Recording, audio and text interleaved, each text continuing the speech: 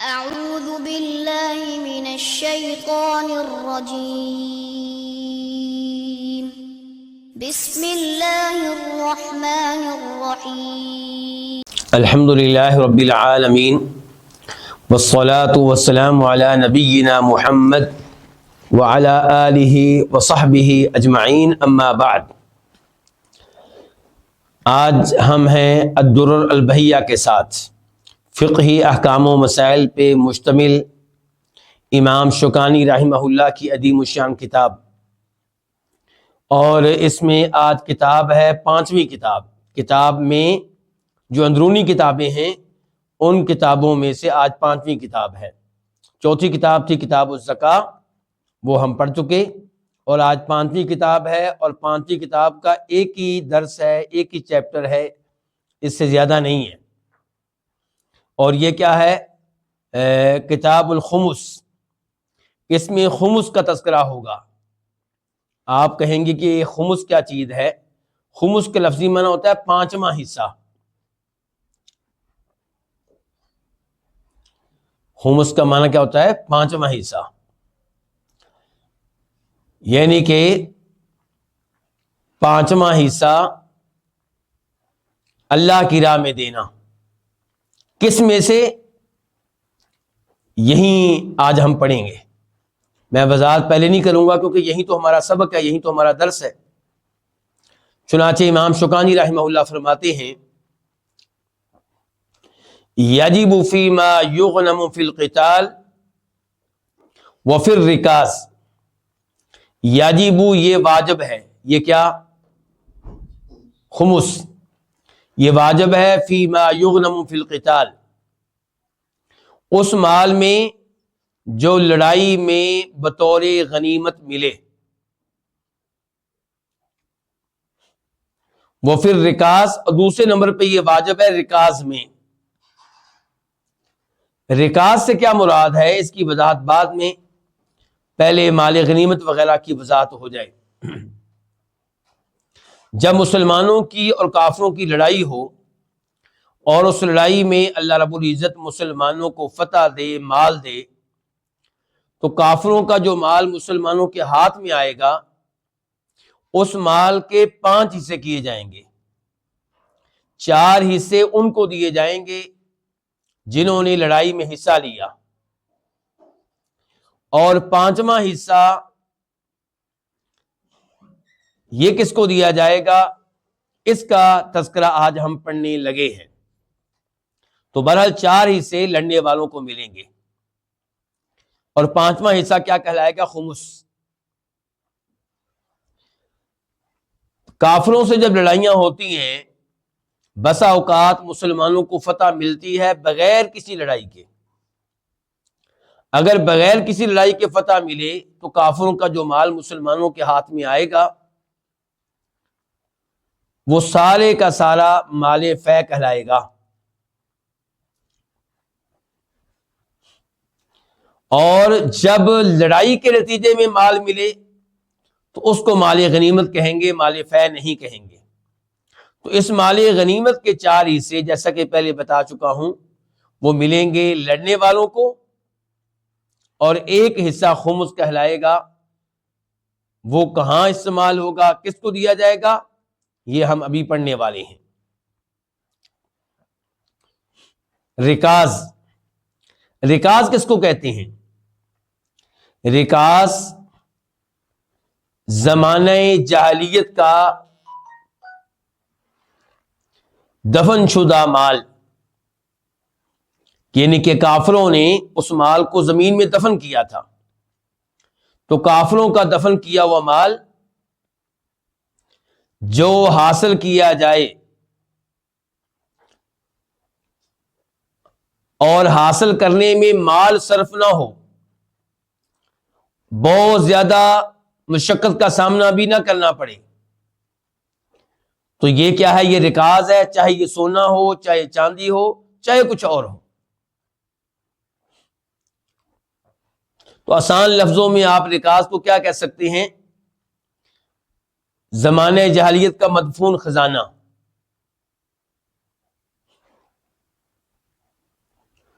تو ان دو چیزوں میں خمس واجب ہے، پانچواں حصہ ادا کرنا پڑے گا.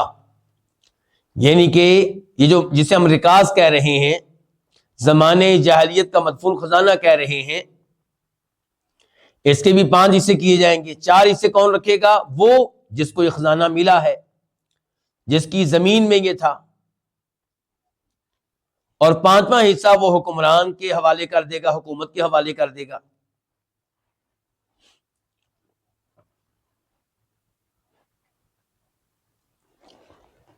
کیا دلیل ہے ان دونوں مسائل کی جو ابھی ہم نے پڑھے ہیں؟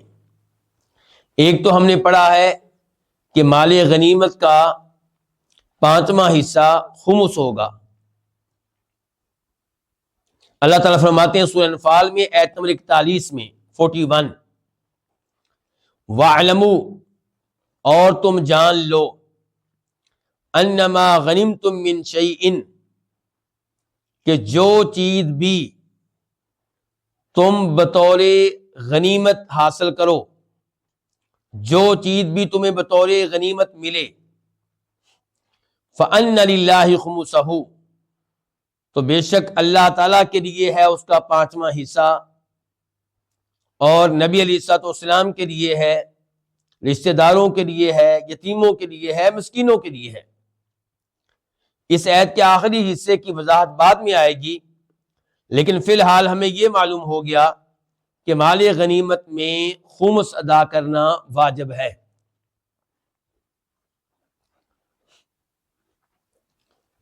بلکہ یہ خمس ادا کرنا اس قدر ضروری ہے کہ باقاعدہ نبی علیہ الصلوۃ والسلام نے اپنی احادیث میں اس کا حکم دیا ہے. مثال کے طور پہ آپ لے لیں بخاری شریف کی حدیث نمبر 53، اس کے اوپر امام بخاری نے باب کیا قائم کیا آپ دیکھیں، باب اداء الخمس من الایمان، کہ مال غنیمت میں سے خمس نکالنا، 5واں حصہ وقت کے حکمران کے سپرد کر دینا، یہ کیا ہے؟ یہ ایمان میں سے ہے، یہ ایمان کی علامت ہے. یہ حدیث نمبر 53 کیا ہے آپ کے سامنے رکھنا چاہوں گا.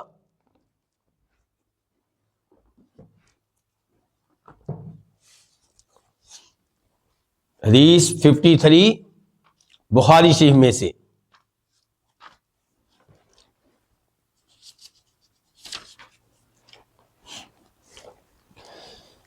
اس میں ابو جمرہ کہتے ہیں، اور ابو جمرہ یہ صحابی نہیں بلکہ تابعی ہیں.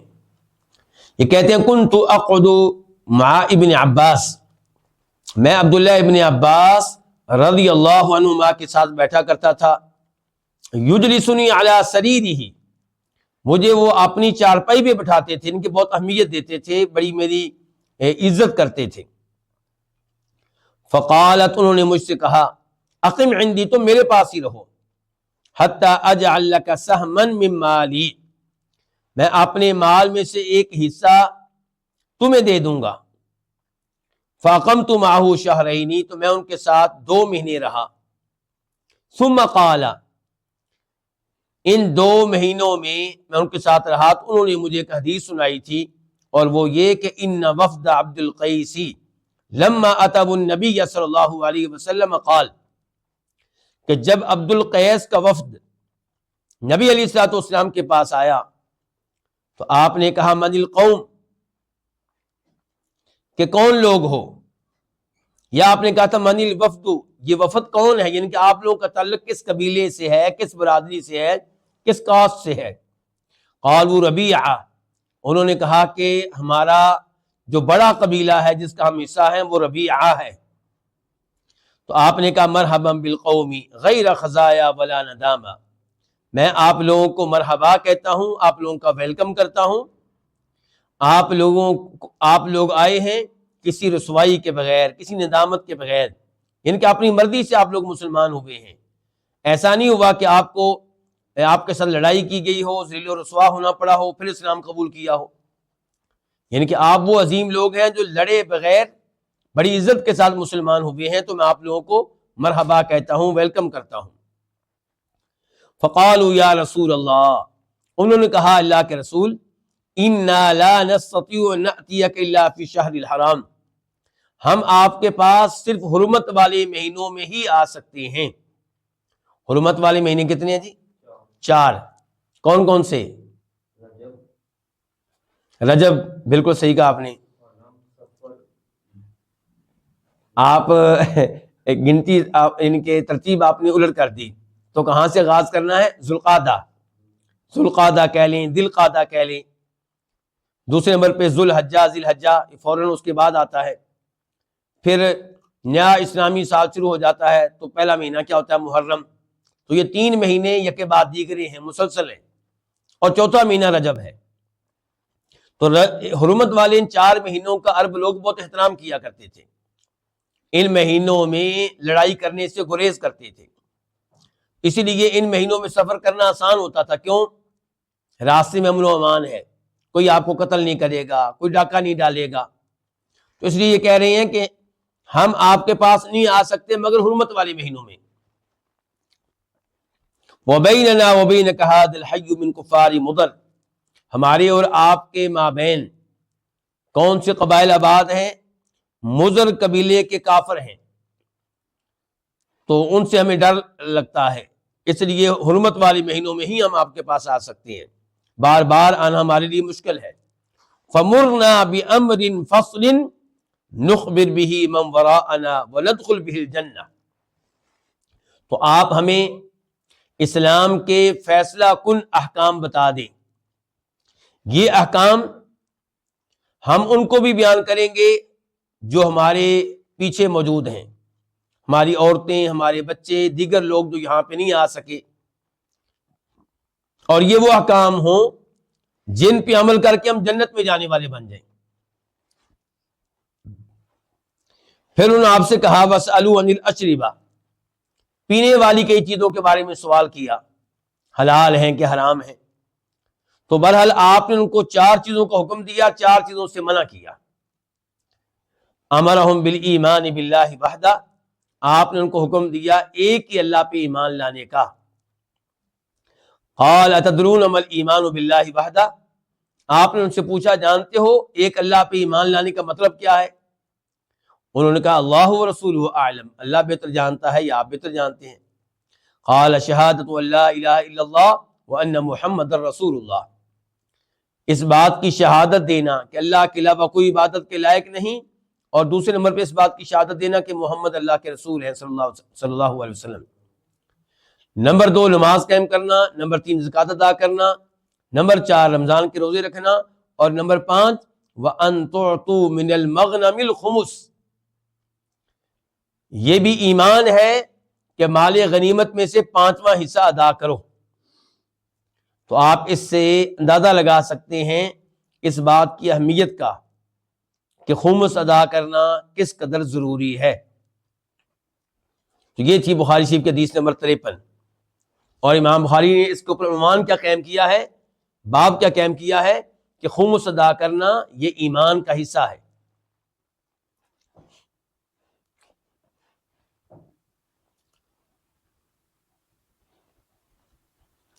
اور پھر اس موضوع پہ کچھ اور احادیث بھی ہیں، وہ درس کے آخر میں آپ کے سامنے رکھوں گا۔ فی الحال یہ کہ رکاز میں بھی خمس ہے، اس کی کیا دلیل ہے؟ رکاز کی وضاحت ہو چکی ہے۔ کیوں جی؟ رکاز کسے کہتے ہیں؟ زمانہ جاہلیت کا مدفون خزانہ، گویا کہ وہ خزانہ اصل میں کن کا تھا؟ کفار کا۔ تو وہ جس کو ملے گا وہ 4 حصے اپنے پاس رکھے گا، ایک حصہ یعنی کہ 5واں حصہ حکومت کے حوالے کرے گا، حکمران کو دے گا۔ دلیل بخاری شریف کی حدیث ہے، نمبر ہے اس کا 1499 1499، اور امام مسلم نے بھی اس حدیث کو روایت کیا ہے، اور وہاں پہ نمبر ہے 642 642۔ راوی ہے ابو ہریرہ رضی اللہ تعالی عنہ کہ فرمایا نبی علیہ الصلوۃ والسلام نے العجماء جبار، کہ اگر جانور کسی کا نقصان کر دے تو جانور کی طرف سے پہنچا ہوا نقصان رائے گاں جائے گا، اس کی وجہ سے جانور کے مالک پہ کوئی تاوان نہیں پڑے گا، الا یہ کہ اس کا کوئی قصور ہو جانور کے مالک کا۔ والبئر جبار، اور آپ نے یہ بھی کہا تھا کنواں جو ہے وہ بھی، اس کا نقصان بھی رائے گاں جائے گا، اس کا بھی تاوان نہیں پڑے گا۔ کیا مطلب ہے اس کا؟ ایک آدمی نے کسی سے بات کی کہ آپ لوگوں نے میرے لیے کنواں کھودنا ہے، پیسے طے ہو گئے، اب وہ پیسے دے گا، مثال کے طور پہ 5 لاکھ روپیہ ادا کرے گا کنواں کھودنے کا۔ اب کنواں کھودنے والوں میں سے کوئی کنواں کھودتے ہوئے مر جاتا ہے، کنواں اس کے اوپر گر جاتا ہے، تو اس کا ذمہ دار وہ نہیں ہوگا جو کنواں کھدوا رہا ہے، یہ خود اپنی حفاظت کا بندوبست کرے۔ ایسے اس کنویں میں کوئی گر جائے گزرنے والا تو اس کا ذمہ دار بھی یہ نہیں ہوگا جس کا کنواں ہے، الا یہ کہ کنواں راستے میں کھودا گیا ہو۔ لیکن اگر اس نے اپنی زمین میں کھودا ہے تو پھر کوئی گر جائے تو وہ اس کا ذمہ دار نہیں ہے۔ والمعدن جبار، اور کان بھی رائے گاں جائے گی۔ کان کسے کہتے ہیں؟ زمینی خزانے، سونا، سونے کی کان، چاندی کی کان، کوئلے کی کان، زمین سے جو خزانے نکلتے ہیں۔ اچھا، تو پھر اس کان میں اور رکاز میں کوئی فرق ہے؟ جی ہاں، رکاز کیا ہے؟ زمین میں جو خزانہ دفن کیا گیا تھا اس کو کیا کہا جائے گا؟ رکاز۔ اور شریعت میں مراد وہ خزانہ ہے جو کافروں نے دفن کیا تھا۔ تو کان جو ہے اس کا نقصان بھی رائے گاں ہے، اس کا بھی تاوان ادا نہیں ہوگا۔ یعنی کہ ایک آدمی نے کسی کمپنی سے بات کی، کسی آدمی سے بات کی، ان کو ٹھیکہ دیا کہ آپ لوگوں نے ہمارے لیے کان کھودنی ہے۔ اب ظاہر ہے کہ اس کا وہ معاوضہ ادا کریں گے، مثال کے طور پہ 10 لاکھ روپیہ ادا کریں گے۔ اب ان لوگوں کو چاہیے کہ اپنی حفاظت کا خود بندوبست کریں۔ اگر کان کھودتے ہوئے کوئی مر جاتا ہے تو یہ کان کھدوانے والا اس کا ذمہ دار نہیں ہوگا۔ اور آخر میں آپ کہتے ہیں پھر رکاز الخمس، اور زمانہ جاہلیت کا مدفون خزانہ، اس میں خمس ادا کرنا ہوگا، 5واں حصہ ادا کرنا ہوگا۔ تو یہ دلائل ہیں جو میں نے آپ کے سامنے رکھے ہیں۔ کس کس معاملے میں؟ نمبر 1 یہ کہ مال غنیمت میں خمس ادا کرنا واجب ہے۔ نمبر 2 رکاز میں، زمانہ جاہلیت کے مدفون خزانے میں بھی خمس ادا کرنا واجب ہے۔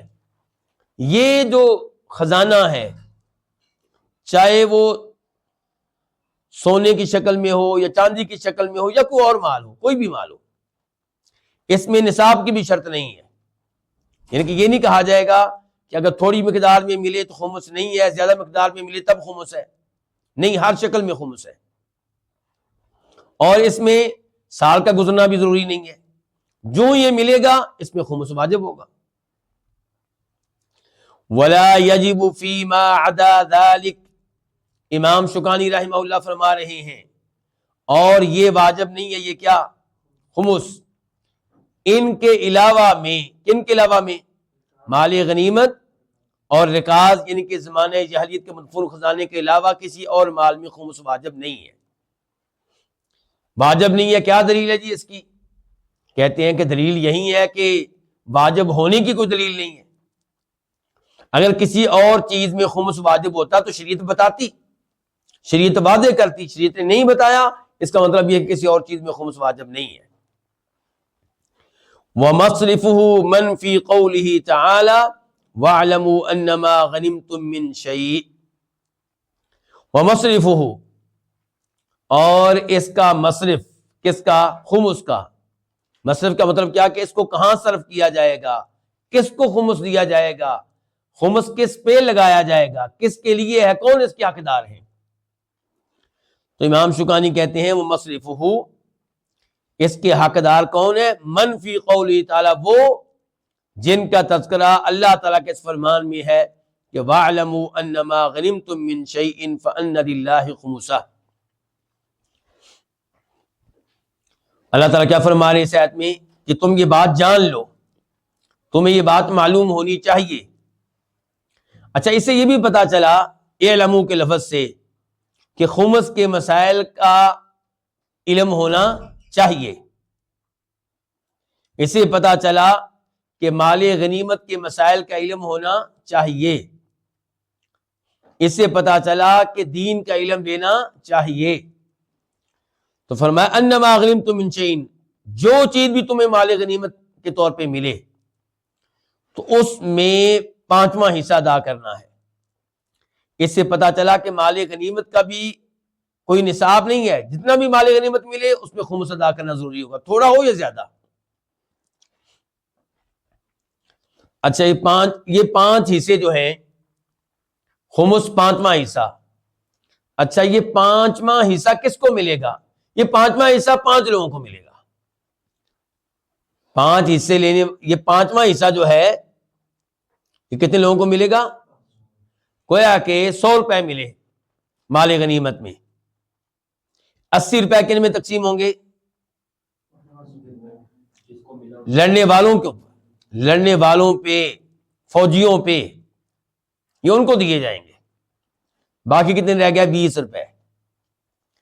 20 روپے کتنے لوگوں میں تقسیم ہوں گے؟ 5 لوگوں میں۔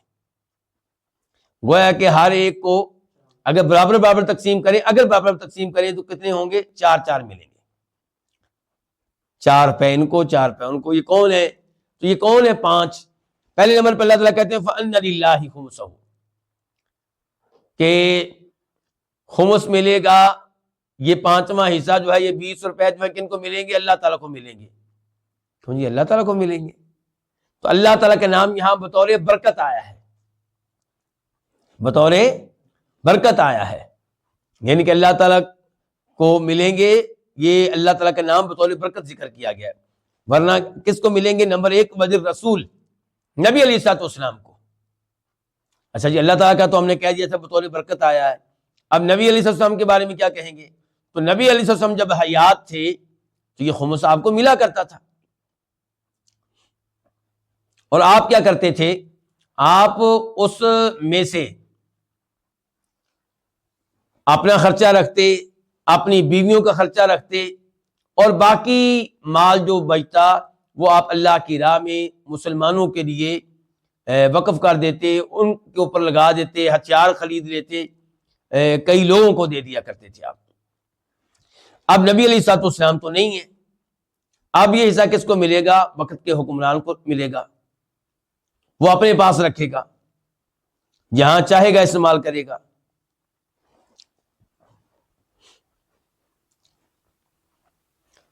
والد القربہ، اور دوسرے نمبر پہ خمس میں حصہ ہے کن کا؟ رشتہ داروں کا۔ کس کے رشتہ داروں کا؟ نبی علیہ الصلوۃ والسلام کے رشتہ داروں کا، آل بیت کا۔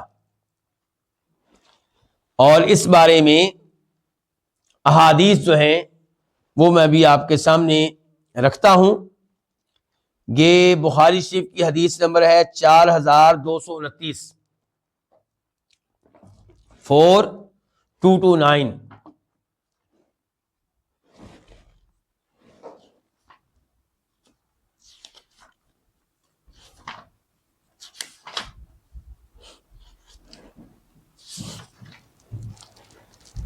یہ راوی ہے اس کے جبیر بن مطعم رضی اللہ تعالیٰ عنہ، کہتے ہیں کہ میں اور عثمان بن عفان نبی علیہ الصلوۃ والسلام کے پاس گئے، فقلنا، تو ہم نے کہا، اعطیت بنی المطلب من خمس خیبر وترکتنا ونحن بمنزلۃ واحدۃ منک، آپ نے خمس کا جو مال ہے وہ اپنے رشتہ داروں کو دیا۔ کن کو دیا آپ نے؟ آپ نے ہاشمیوں کو دیا، اور ان کے ساتھ ساتھ آپ نے مطلب کو بھی دیا ہے۔ ہاشمیوں کو دیا، ہمیں کوئی اعتراض نہیں ہے، ہمیں اس کی وجہ سے کوئی اشکال پیدا نہیں ہوا، کیونکہ وہ آپ کا خاندان ہے۔ آپ کے رشتہ دار ہیں، لیکن آپ نے مطلب کو بھی دیا ہے، ان کے مطلب کی اولاد کو. تو اگر مطلب کو دیا ہے تو پھر جو رشتہ داری آپ سے مطلب کی ہے وہی رشتہ داری ہماری بھی ہے، ہمیں تو آپ نے نہیں دیا. تو یہ آپ بات کیسے سمجھیں گے؟ جب آپ یہ سمجھیں گے کہ آپ کے آباء و اجداد میں سے جو ہے عبد مناف، کون؟ عبد مناف کے 4 بیٹے تھے، ایک ہاشم، ایک مطلب، ایک عبد شمس اور ایک نوفل. کتنے ہو گئے؟ 4. نبی علیہ الصلوۃ والسلام ہاشم کی اولاد میں سے ہیں. جناب علی ہاشم کی اولاد میں سے ہے نا، یعنی کہ آپ کے چچا وہ بھی ہاشم کی اولاد ہوئے نا. نبی علیہ السلام کے چچا عباس بھی ہاشمی ہوئے، عبداللہ بن عباس بھی ہاشمی ہوئے، علی بھی ہاشمی ہوئے، عقیل کیا ہوئے؟ ہاشمی. جعفر کون ہوئے؟ ہاشمی. تو یہ سب ہاشمی ہیں، ان کو آپ نے دیا ہے. لیکن آپ نے مطلب کو بھی دیا ہے، اور مطلب کو اگر آپ دیتے ہیں تو پھر جو رشتہ داری آپ کے ساتھ مطلب اور مطلب کی اولاد کی ہے وہی رشتہ داری ہماری بھی ہے. جناب عثمان بن عفان عبد شمس کی اولاد میں سے، اور جبیر بن مطعم ہے نوفل کی اولاد میں سے. تو تب آپ علیہ الصلوۃ والسلام نے کیا کہا تھا؟ آپ کے الفاظ یہ تھے، انما بنو ہاشم و بنو المطلب شیء واحد، کہ ہاشمی اور مطلب یہ ایک چیز ہیں. کیوں بھئی ایک چیز ہیں؟ تو اس کی وضاحت یوں آئی ہے کہ جب نبی علیہ الصلوۃ والسلام پہ برا وقت آیا، جب مکہ میں آپ کا اور آپ کے خاندان ہاشمیوں کا بائیکاٹ کیا گیا، اعلان ہوا کہ ان کے ساتھ کوئی سودا نہیں ہوگا، کوئی بے نہیں ہوگی، کوئی کاروبار نہیں ہوگا، کوئی تجارت نہیں ہوگی، ان کے بھوکے مریں، بلکہ ان کے ساتھ رشتے بھی نہیں ہوں گے، نہ رشتہ دیا جائے گا نہ لیا جائے گا. حتیٰ کہ ان کو شیب ابی طالب میں محصور ہونا پڑا، اور ایسا وقت بھی آیا کہ پتے کھا کر گزارا کرتے رہے. اس موقع پہ ان کا ساتھ کنہوں نے دیا تھا؟ بنو المطلب نے دیا تھا. بنو عبد شمس نے ان کا ساتھ نہیں دیا، بنو نوفل نے ان کا ساتھ نہیں دیا. ان کو بھی دینا چاہیے تھا لیکن انہوں نے ساتھ نہیں دیا. تو آپ علیہ الصلوۃ والسلام نے اب انہی کو یاد رکھا ہے جنہوں نے مشکل وقت میں آپ کا ساتھ دیا تھا، مسلمانوں کا ساتھ دیا تھا، مسلمانوں کے ساتھ اس بائیکاٹ میں شریک ہوئے تھے. تو یہ خمس جو ہے یہ حق ہے آل بیت کا، جن کے اوپر زکوٰۃ حرام ہے، جن کے لیے زکوٰۃ جائز نہیں ہے. تو پھر وہ کون ہوئے؟ وہ آپ کی بیویاں ہوئیں. وہ کون ہوئے؟ وہ آپ کی اولاد ہوئی. نمبر 3 وہ کون ہوئے؟ بنو ہاشم.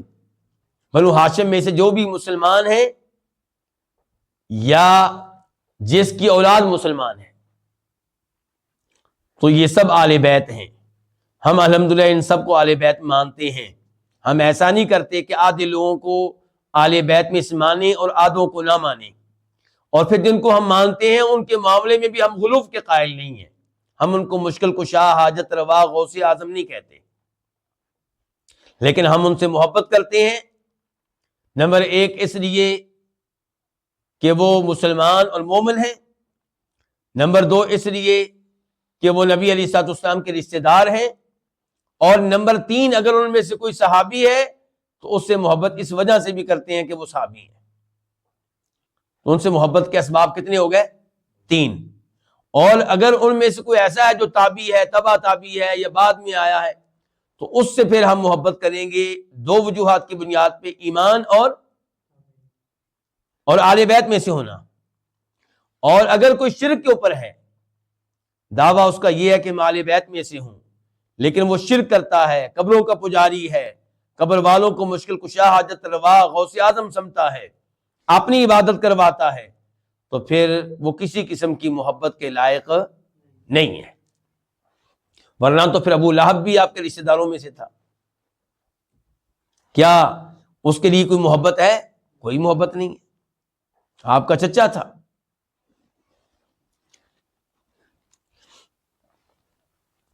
تو یہ ہم اس وقت کیا کر رہے ہیں؟ آیت کے اوپر غور کر رہے ہیں کہ خمس کس کو ملے گا؟ نمبر ایک نبی علیہ الصلوۃ والسلام کو، اور نبی علیہ الصلوۃ والسلام کے بعد آنے والے حکمران کو، اور نمبر دو آپ کے رشتہ داروں کو۔ تو آپ کے رشتہ داروں کو آج بھی ملے گا، لیکن آج کل تو کوئی لڑائیاں نہیں ہوتی، کوئی مال غنیمت نہیں ہے کہ جس میں سے ان کو خمس ملے، پانچواں حصہ ملے۔ تو اب کیا ہوگا؟ اگر کوئی ان میں سے غریب، فقیر اور مسکین ہے تو اس کے ساتھ کیا معاملہ کیا جائے؟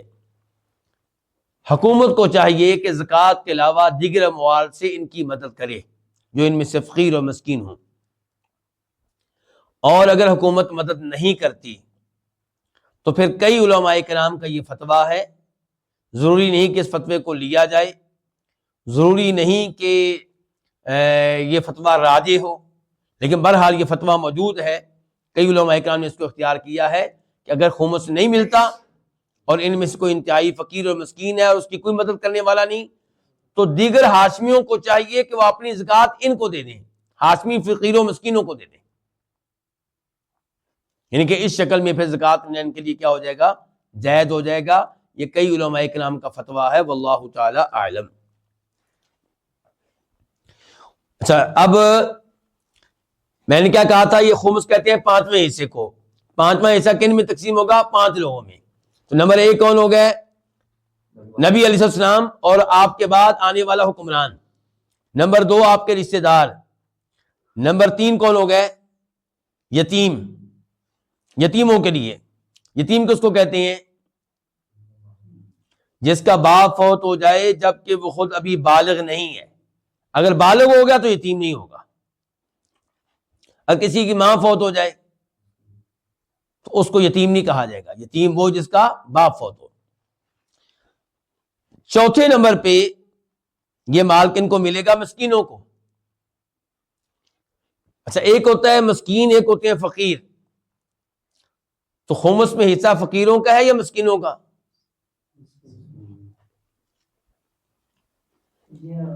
دونوں کا ہے۔ میں نے وضاحت پہلے بھی کی تھی اپنے درس میں کہ جب اکیلا لفظ مسکین آئے گا تو مسکین سے مراد مسکین بھی ہے، فقیر بھی ہے، اور جب اکیلا لفظ فقیر آئے گا تو اس سے مراد فقیر بھی ہے، مسکین بھی ہے۔ فرق تب ہوگا دونوں میں جب دونوں لفظ ایک ساتھ آ جائیں، پھر ہم کہیں گے فقیر وہ ہے جس کے پاس کچھ بھی نہیں ہے، اور مسکین وہ ہے جس کی آمدنی ہے، مال ہے، لیکن اتنا نہیں ہے کہ اس کا گھر آسانی سے چل سکے۔ اور 5 نمبر پہ یہ خمس کس کو ملے گا؟ وہ اپنی سبیل، کس کو؟ مسافر کو۔ اس مسافر کو جو حالت سفر میں ہے اور اس کے پاس اب اتنا مال نہیں ہے کہ اپنا سفر جاری رکھ سکے۔ ہو سکتا ہے کہ وہ اپنے علاقے میں بہت امیر آدمی ہو، لیکن اب اس کے پاس مال نہیں ہے اور مال منگوانے کے ذرائع، اسباب اور وسائل بھی نہیں ہے، تو پھر اس کی بھی خمس کے مال سے مدد کی جا سکتی ہے۔ یہ یاد رہے کہ راجح قول کے مطابق حکمران جو ہے وہ یہ خمس کا مال تقسیم کرے گا، اور اس میں وہ کسی خاص یعنی کہ کسی خاص تحدید کا پابند نہیں ہے، یعنی کہ اس سے یہ نہیں کہا جائے گا کہ برابر برابر تم یہ مال تقسیم کرو ان 5 میں، نہیں، کمی بیشی ان میں وہ کر سکتا ہے۔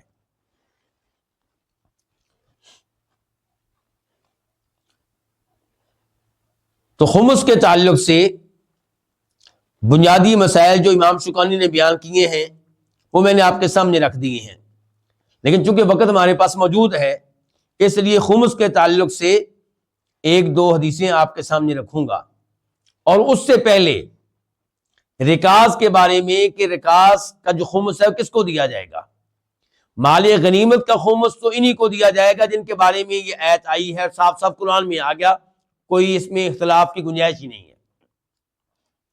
لیکن رکاز زمانے جاہلیت کا مدفون خزانہ، اس میں ہم نے کیا کہا تھا کہ 4 حصے وہ رکھے گا جس کو خزانہ ملا ہے، اور 5واں حصہ حکومت کے حوالے کرے گا، حکومت کی 5واں حصہ کہاں استعمال کرے گی؟ تو اس بارے میں امام شوکانی نے کیا کہا ہے کہ یہ بھی انہی کو ملے گا جن کو مال غنیمت والا خمس ملے گا. لیکن ویسے اس مسئلے میں علماء کرام کے دو قول ہیں. پہلا قول امام شافعی امام احمد کا ہے کہ رکاز کا زمانے جاہلیت کے مدفون خزانے کا 5واں حصہ خمس ان کو دیا جائے گا جن کو زکوٰۃ دی جاتی ہے، اور دوسرا قول یہ ہے کہ یہ 5واں حصہ ان کو دیا جائے گا جن کو مال غنیمت کا خمس دیا جاتا ہے، وہی جن کا تذکرہ اس آیت میں آیا ہے سورہ انفال کی آیت نمبر 41 میں 41 میں. اور یہ قول ہے امام ابو حنیفہ رحمہ اللہ کا، امام مالک کا، اور ایک روایت امام احمد کے مذہب میں یہی ہے، اور اس روایت کو امام ابن قدامہ رحمہ اللہ نے صحیح قرار دیا ہے. اچھا، یہاں پہ آپ پھر دیکھ لیں، اور یہ مسئلہ وہ ہے جس کی طرف میں بار بار توجہ دلاتا ہوں کہ امام احمد ادھر بھی ہیں ادھر بھی ہیں، اور ہمارے کئی بھائی کہتے ہیں کہ تقلید واجب ہے. کیوں؟ کیونکہ عام آدمی کے لیے تقلید کرنا آسان ہے، قرآن و حدیث سے مسائل کیسے اخذ کرے گا؟ اور میں بار بار توجہ دلاتا ہوں کہ قرآن و حدیث سے مسائل اخذ کرنا پھر بھی آسان ہے، کسی امام کی تقلید کرنا بہت مشکل ہے. اب دیکھیں عام آدمی کیسے طے کرے گا کہ میں نے امام احمد کی کون سی روایت لینی ہے، کون سا قول لینا ہے؟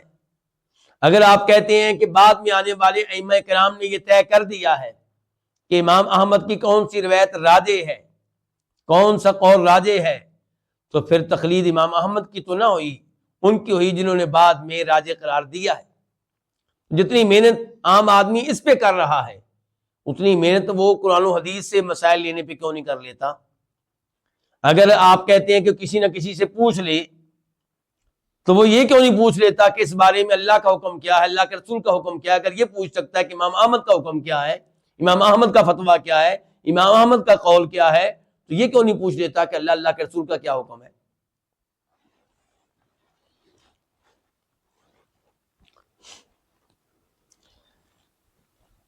یہ دو موقف ہو گئے، لیکن دونوں کے حق میں کوئی واضح دلیل نہیں ہے.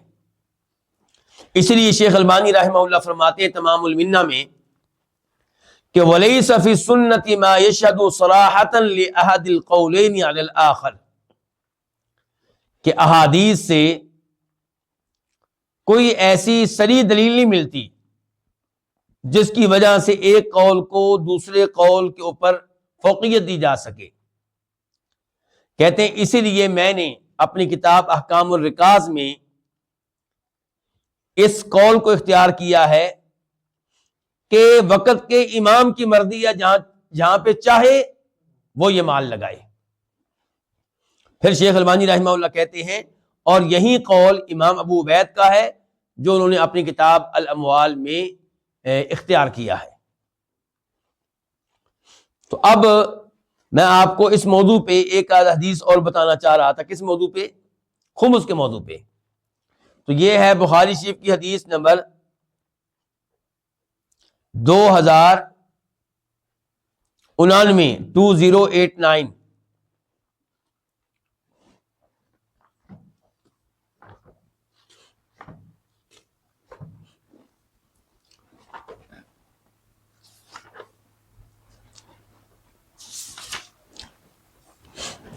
اس حدیث کے راوی کون ہیں؟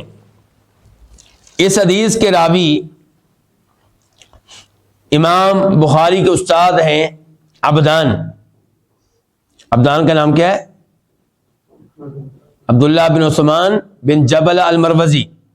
اور وہ روایت کرتے ہیں امام عبداللہ بن مبارک سے، اور وہ روایت کرتے ہیں یونس بن یزید الایلی سے، اور وہ روایت کرتے ہیں امام زہری سے. امام زہری بہت بڑے امام ہیں. امام زہری روایت کر رہے ہیں علی بن حسین سے، یعنی کہ زین العابدین سے، آل بیت میں سے. اور علی بن حسین زین العابدین روایت کرتے ہیں اپنے والد حسین سے. حسین مشہور و معروف، سب دنیا جانتی ہے انہیں. اور وہ روایت کرتے ہیں اپنے والد جناب علی سے.